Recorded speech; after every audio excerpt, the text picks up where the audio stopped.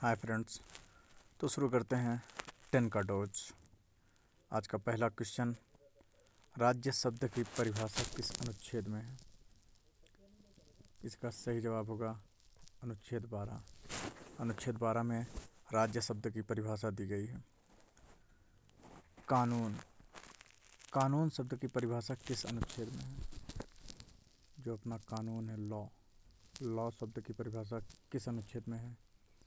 इसका सही जवाब होगा अनुच्छेद 13। अनुच्छेद 13 में कानून की जो परिभाषा दी गई है वो निगेटिव फॉर्म में है। अगले क्वेश्चन की ओर हम आगे बढ़ते हैं। किस न्यायिक वाद में ये कहा गया कि प्रस्तावना संविधान का भाग नहीं है? प्रस्तावना संविधान का भाग नहीं है, ये कहा गया था बेरुगारी केस 1960 में। उस केस में ये कहा गया था कि जो ये प्रस्तावना है ये सिर्फ हमारे कॉन्स्टिट्यूशन का इंट्रोडक्शन है, हेडर है, बट ये पार्ट ऑफ कॉन्स्टिट्यूशन नहीं है। But Keshavananda Bharati versus state of Kerala 1973 में सुप्रीम कोर्ट ने इस डिसीजन को ओवर रूल किया और ये डिसाइड किया कि प्रस्तावना संविधान का एक भाग है। बढ़ते हैं अगले क्वेश्चन की ओर। पूर्ण स्वराज्य की मांग कब की गई थी?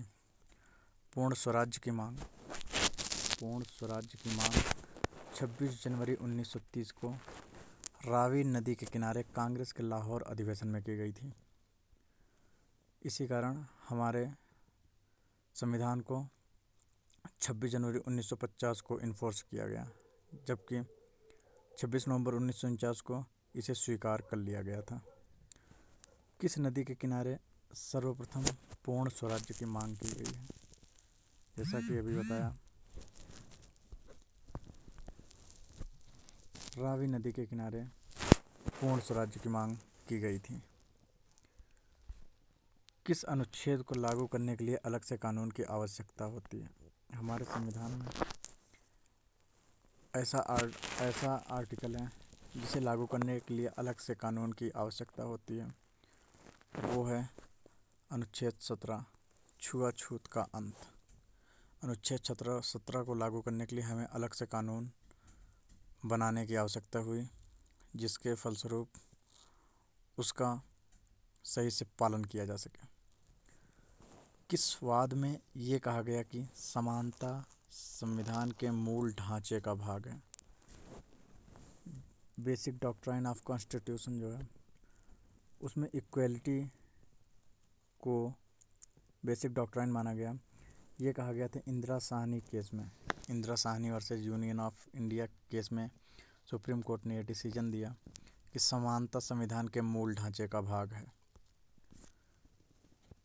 अगला क्वेश्चन, निम्न में से कौन अनुच्छेद 26 का अपवाद नहीं है?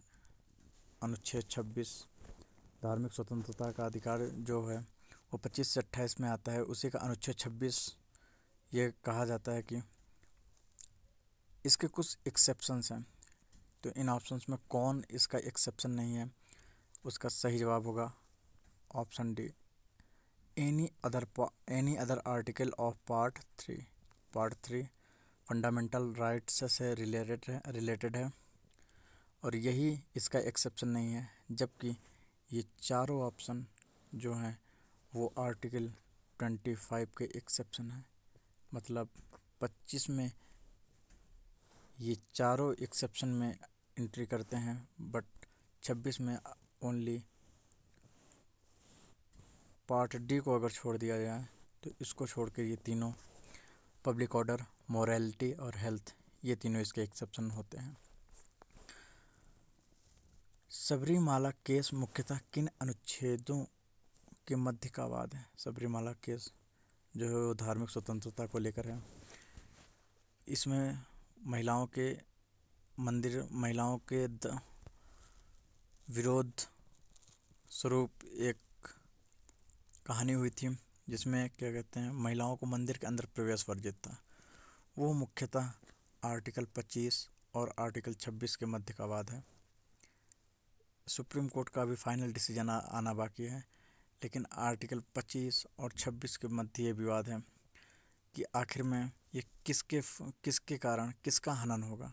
आर्टिकल 25 अगर होगा तो धार्मिक स्वतंत्रता के अधिकार का हनन होगा, और 26 के फलस्वरूप धार्मिक स्वतंत्रता का वो जो गठन होता है उसका हनन होगा। इसका मुख्यतः फाइनल डिसीजन हम सुप्रीम कोर्ट के ऊपर छोड़ते हैं। अगले क्वेश्चन की ओर हम आगे बढ़ते हैं। किस वाद में ये कहा गया कि जब संविधान के भाग 3 और भाग 4 में विवाद होगा तो भाग 3 हमेशा विजयी होगा।